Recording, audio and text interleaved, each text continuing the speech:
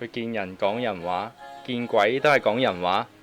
喇叭係佢嘅良伴，其實佢主要嘅目的都係以花生換花生嘅方式，盡可能收集最多嘅情報，或者令到成間科都一地花生殼嘅時候，就係佢一世人最大嘅成就啦。佢就係一間社堂被稱之為冇秘密嘅地方嘅始作俑者啊！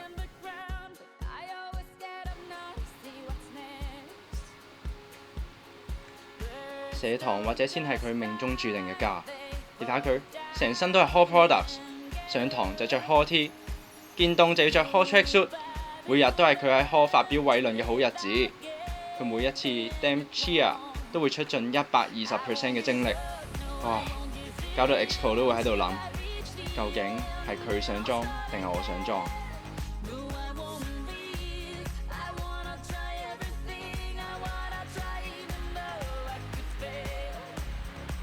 佢信，佢再信，信嘢信到出神入化嘅佢，你嘅嘢就即係佢嘅嘢，佢嘅嘢都係佢嘅嘢。你話佢偷 ？No， 面皮咁厚嘅佢，只會笑笑口咁同你。喂，借嚟用下啫。唔會還咁解咯。點解你仲借俾佢？佢呢種無賴。口碑有多壞，但你亦永遠不見掛。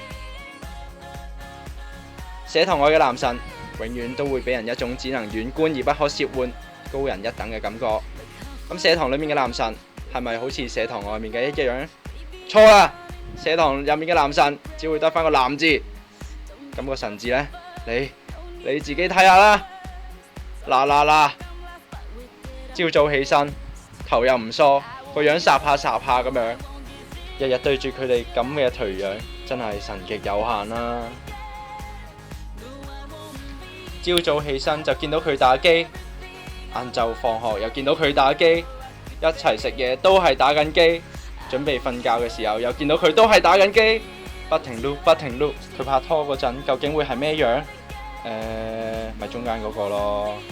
當你以為佢冇讀書冇女溝，人生一定冇希望冇前途嗰陣，原來佢嘅 GPA 都係高過你。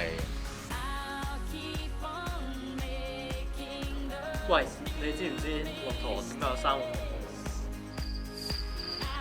頭？佢有幾惡，大家知道啦。